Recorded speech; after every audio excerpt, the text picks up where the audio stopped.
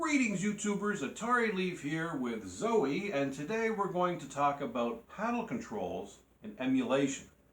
Now, I've talked before on my channel how I love to emulate my classic systems, but one of the problems is, like with the Ouya for example, the Atari Flashback Portable, they use digital controls, and digital controls are not great for playing paddle games. One of my favorite paddle games of all time, Circus Atari on the 2600. Great game, but you don't want to play this with digital controls. For example, you wouldn't play Circus Atari with one of these. You wouldn't play Circus Atari with one of these. You wouldn't play Circus Atari with one of these. You wouldn't play Circus Atari with the...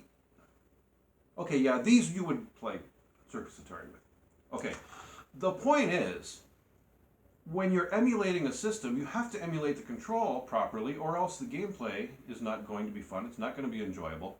But when the Wii Homebrew Channel came out, and it's been out for a few years now, and I've only really just discovered I've really started using it, the Wii Remote makes a great paddle controller. How good is it for playing games like the Circus Atari? Daddy can speak. Yes, I can. Circus Atari. How good does the Wiimote work as a paddle controller? Let's find out. Okay, Zoe? Okay. Okay, yes, I'm filming my screen. Sorry, I don't have a proper capture device for the Wii. So here's the Homebrew Channel. Hopefully you can hear me okay. I'll try to speak up. So, if you've never tried the Homebrew Channel before, it's really easy to soft mod this thing for the Homebrew Channel.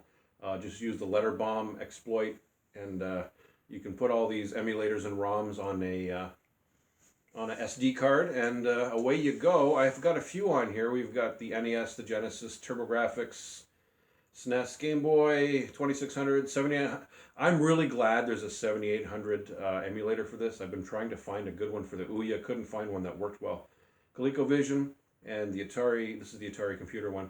But we're going to focus on the 2600 first here. So we're going to look at, of course, Circus Atari, because we're talking about paddle controls.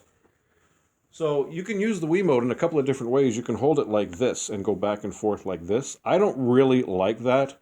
It's better to use it just like you're pointing it and moving it back and forth. So let's start the emulator. We've got Circus Atari all queued up there already.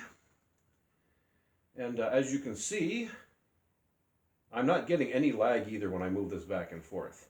I don't know how perceptible that is from your point of view. But there's no lag, and it works very smoothly. So let's just start up a game really quickly. Let's do a quick demo. A is to...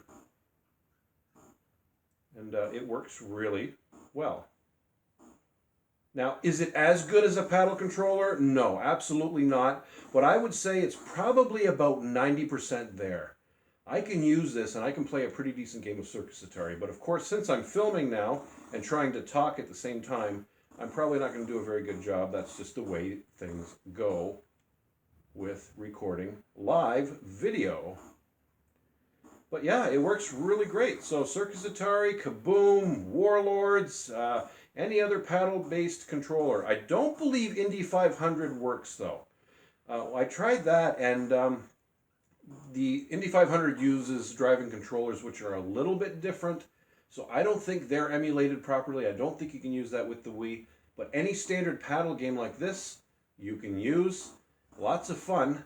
Now, trust me, it works really good. I just am sucking at it right now, trying to do this live video. But Circus Atari works great on the Wii Homebrew with the Wii Remote.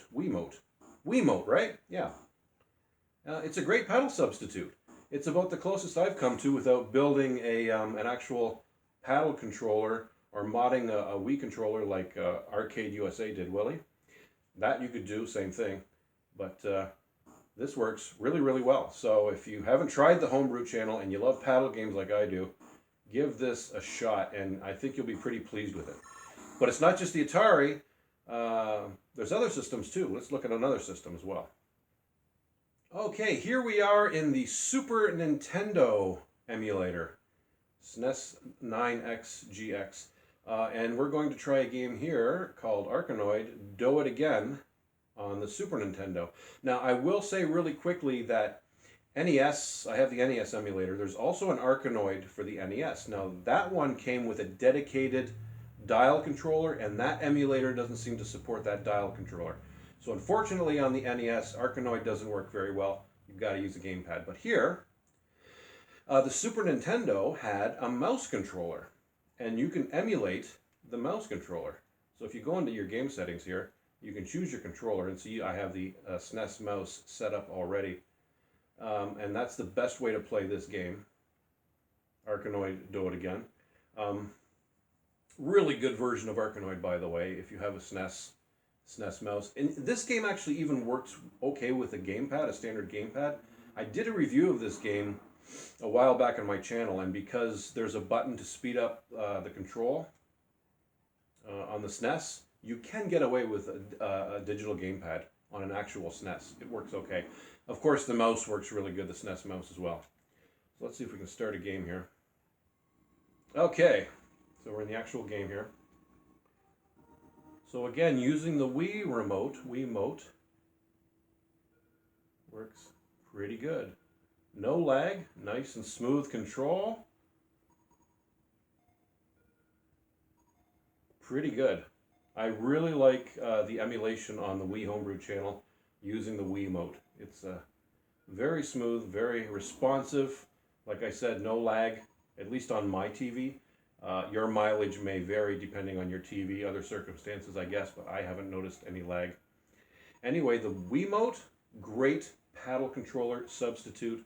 If you love your paddle games like I do, and you love emulation, give the Wii Homebrew Channel a shot, and I don't think you'll regret it. This is Atari Leaf. Thanks for watching, everybody. Have yourselves a great day.